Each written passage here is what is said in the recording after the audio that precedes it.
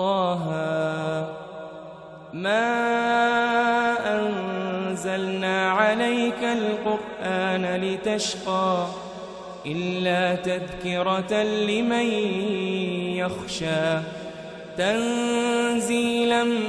ممن خلق الأرض والسماوات العلى الرحمن على العرش استوى له ما في السماوات وما في الأرض وما بينهما وما تحت الثرى وإن تجهر بالقول فإنه يعلم السر وأخفى الله لا إله إلا هو له الأسماء الحسنى وهل أتاك حديث موسى إذ رأى نارا فقال لأهلهم كثوا إني آنست نارا لعلي آتيكم منها بقبس أو أجد على النار هدى فلما أتاها نودي يا موسى إني أنا ربك فاخلع نعليك إنك بالواد المقدس طوى وأنا اخترتك فاستمع لما يوحى إنني أنا الله لا إله إلا أنا فاعبدني وأقم الصلاة لذكري إن الساعة آتية أكاد أخفيها لتجزى كل نفس بما تسعى فلا يصدنك عنها من لا يؤمن بها واتبع هواه فتردى وما تلك بيمينك يا موسى قال هي عصاي أتوكأ عليها وأهش بها على غنمي ولي فيها مآرب أخرى قال ألقها يا موسى فألقاها فإذا هي حية تسعى قال خذها ولا تخف سنعيدها سيرتها الأولى واضمم يدك إلى جناحك تخرج بيضاء من غير سوء آية أخرى لنريك من آياتنا الكبرى اذهب إلى فرعون إنه طغى قال رب اشرح لي صدري ويسر لي أمري واحلل عقدة من لساني يفقه قولي واجعل لي وزيرا من أهلي هارون أخي أشدد به أزري وأشركه في أمري كي نسبحك كثيرا ونذكرك كثيرا إنك كنت بنا بصيرا قال قد أوتيت سؤلك يا موسى ولقد مننا عليك مرة أخرى إذ أوحينا إلى أمك ما يوحى أن اقذفيه في التابوت فاقذفيه في اليم فليلقه اليم بالساحل يأخذه عدو لي وعدو له وألقيت عليك محبة مني ولتصنع على عيني إذ تمشي أختك فتقول هل أدلكم على من يكفله فرجعناك إلى أمك كي تقر عينها ولا تحزن وقتلت نفسا فنجيناك من الغم وفتناك فتونا فلبثت سنين في أهل مدين ثم جئت على قدري يا موسى واصطنعتك لنفسي اذهب أنت وأخوك بآياتي ولا تنيا في ذكري اذهبا إلى فرعون إنه طغى فقولا له قولا لينا لعله يتذكر أو يخشى قالا ربنا إننا نخاف أن يفرط علينا أو أن يطغى قال لا تخافا إنني معكما أسمع وأرى قال لا تخافا إنني معكما أسمع وأرى فأتياه فقولا إنا رسولا ربك فأرسل معنا بني إسرائيل ولا تعذبهم قد جئناك بآية من ربك والسلام على من اتبع الهدى إنا قد أوحي إلينا أن العذاب على من كذب وتولى قال فمن ربكما يا موسى قال ربنا الذي أعطى كل شيء خلقه ثم هدى قال فما بال القرون الأولى قال علمها عند ربي في كتاب لا يضل ربي ولا ينسى الذي جعل لكم الأرض مهدا وسلك لكم فيها سبلا وأنزل من السماء ماء فأخرجنا به أزواجا من نبات شتى كلوا وارعوا أنعامكم إن في ذلك لآيات لأولي النهى ولقد أريناه آياتنا كلها فكذب وأبى قال أجئتنا لتخرجنا من أرضنا بسحرك يا موسى فلنأتينك بسحر مثله فاجعل بيننا وبينك موعدا لا نخلفه نحن ولا أنت مكانا سوى قال موعدكم يوم الزينة وأن يحشر الناس ضحى فتولى فرعون فجمع كيده ثم أتى قال لهم موسى ويلكم لا تفتروا على الله كذبا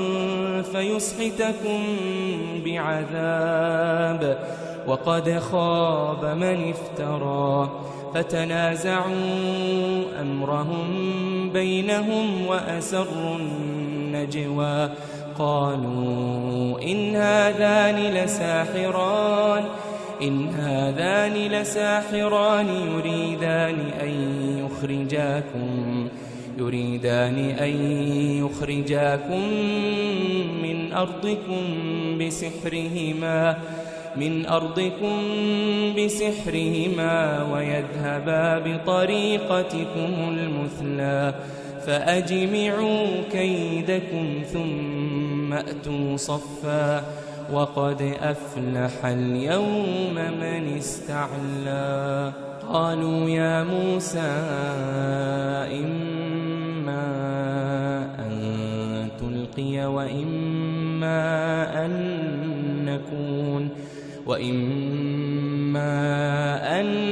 نكون أول من ألقى. قال بل ألقوا فإذا حبالهم وعصيهم يخيل إليه من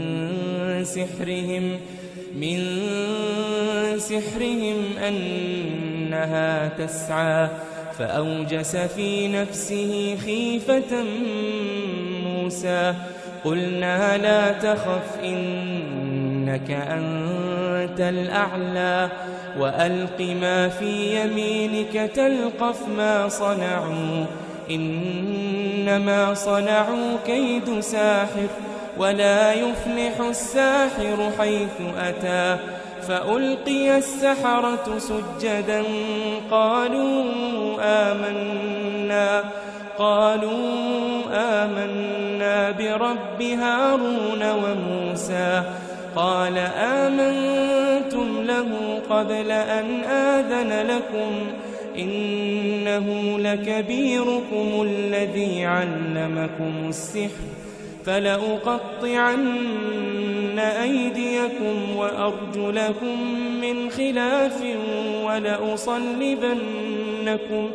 ولأصلبنكم في جذوع النخل ولتعلمن أينا أشد عذابا وأبقى. قالوا لن نؤثرك على ما جاءنا من البينات والذي فطرنا فاقض ما أنت قاض إنما تقضي هذه الحياة الدنيا إنا آمنا بربنا ليغفر لنا خطايانا وما أكرهتنا عليه من السحر والله خير وأبقى. إنه من يأت ربه مجرما فإن له جهنم لا يموت فيها ولا يحيا. ومن يأته مؤمنا قد عمل الصالحات فأولئك لهم الدرجات العلى. جنات عدن تجري من تحتها الأنهار خالدين فيها وذلك جزاء من تزكى. ولقد أوحينا إلى موسى أن أسر بعبادي فاضرب لهم طريقا في البحر يبسا لا تخاف دركا ولا تخشى. فأتبعهم فرعون بجنوده فغشيهم من اليم ما غشيهم وأضل فرعون قومه وما هدى. يا بني إسرائيل قد أنجيناكم من عدوكم وواعدناكم جانب الطور الأيمن ونزلنا عليكم المن والسلوى. كلوا من طيبات ما رزقناكم ولا تطغوا فيه فيحل عليكم غضبي ومن يحلل عليه غضبي فقد هوى. وإني لغفار لمن تاب وآمن وعمل صالحا ثم اهتدى. وما أعجلك عن قومك يا موسى قال هم أولئك على أثري وعجلت إليك رب لترضى قال فإنا قد فتنا قومك من بعدك وأضلهم السامري فرجع موسى إلى قومه غضبان أسفا قال يا قوم ألم يعدكم ربكم وعدا حسنا أفطال عليكم العهد أم أردتم أن يحل عليكم غضب من ربكم فأخلفتم موعدي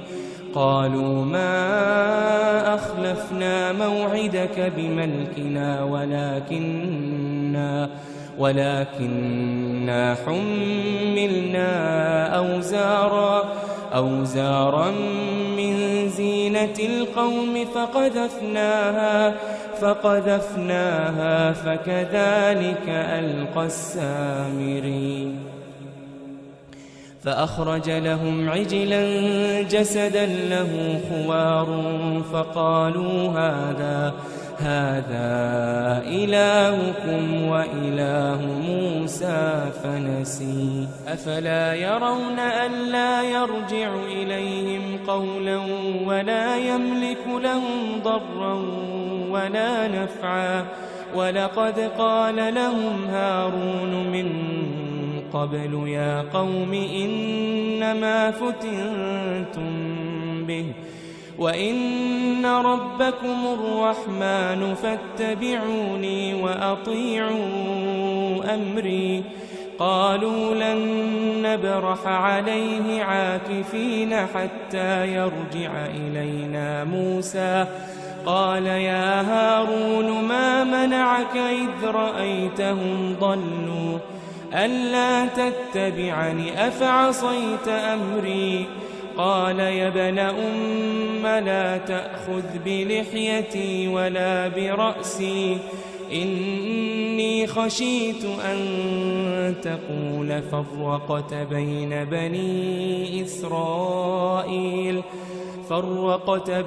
بني إسرائيل ولم ترقب قولي قال فما خطبك يا سامري قال بصرت بما لم يبصروا به فقبضت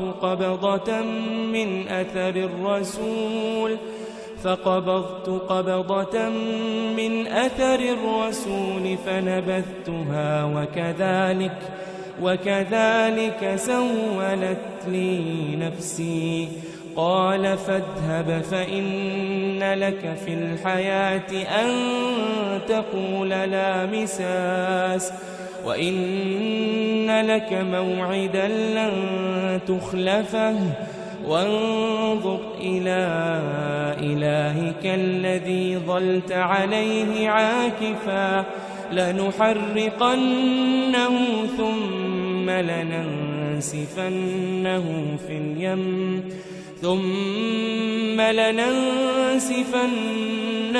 في اليم نسفا إنما إلهكم الله الذي لا إله إلا هو وسع كل شيء علما كذلك نقص عليك من أنباء ما قد سبق وقد آتيناك من لدنا ذكرا من أعرض عنه فإنه يحمل يوم القيامة وزرا خالدين فيه وساء لهم يوم القيامة حملا يوم ينفخ في الصور ونحشر المجرمين يومئذ زرقا يتخافتون بينهم إن لبثتم إلا عشرا نحن أعلم بما يقولون إذ يقول أمثلهم طريقة إن لبثتم إلا يوما ويسألونك عن الجبال فقل ينسفها ربي نسفا فيذرها قاعا صفصفا لا ترى فيها عوجا ولا أمتا يومئذ يتبعون الداعي لا عوج له وخشعت الأصوات للرحمن فلا تسمع إلا همسا يومئذ لا تنفع الشفاعة إلا من أذن له الرحمن ورضي له قولا يعلم ما بين أيديهم وما خلفهم ولا يحيطون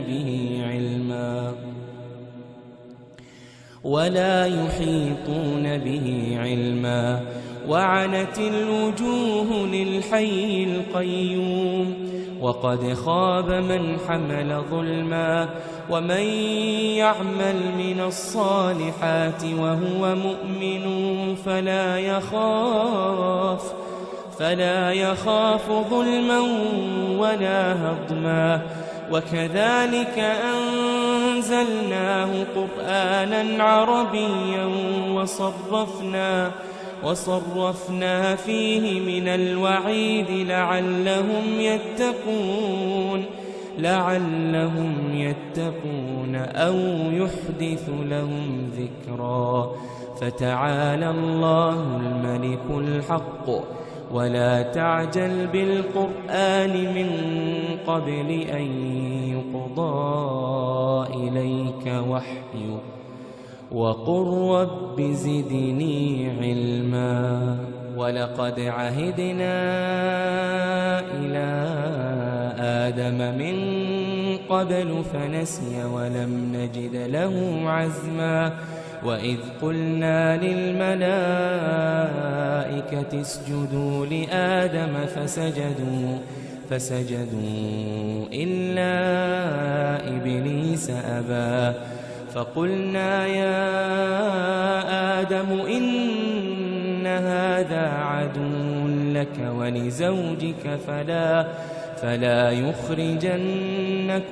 من الجنة فتشقى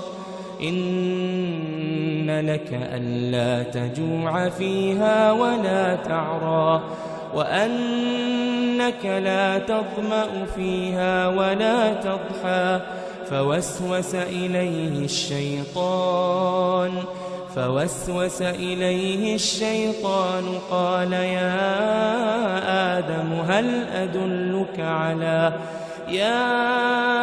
آدم هل أدلك على شجرة الخلد وملك لا يبلى فأكلا منها فبدت لهما سوآتهما وطفقا يخصفان عليهما من ورق الجنة وعصى آدم ربه فغوى ثم اجتباه ربه فتاب عليه وهداه قال اهبطا منها جميعا بعضكم لبعض عدو فإما يأتينكم مني هدى فمن اتبع هداي فلا يضل ولا يشقى ومن أعرض عن ذكري فإن له معيشة ضنكا ونحشره يوم القيامة أعمى قال رب لم حشرتني أعمى وقد كنت بصيرا قال كذلك أتتك آياتنا فنسيتها وكذلك اليوم تنسى وكذلك نجزي من أسرف ولم يؤمن بآيات ربه ولعذاب الآخرة أشد وأبقى أفلم يهد لهم كم أهلكنا قبلهم من القرون يمشون في مساكنهم إن في ذلك لآيات لأولي النهى ولولا كلمة سبقت من ربك لكان لزاما وأجل مسمى فاصبر على ما يقولون وسبح بحمد ربك قبل طلوع الشمس وقبل غروبها ومن آناء الليل فسبح وأطراف النهار لعلك ترضى ولا تمدن عينيك إلى ما متعنا به أزواجا منهم زهرة الحياة الدنيا لنفتنهم فيه ورزق ربك خير وأبقى وأمر أهلك بالصلاة واصطبر عليها لا نسألك رزقا نحن نرزقك والعاقبة للتقوى وقالوا لولا يأتينا بآية من ربه أولم تأتهم بينة ما في الصحف الأولى ولو أنا أهلكناهم بعذاب من قبله لقالوا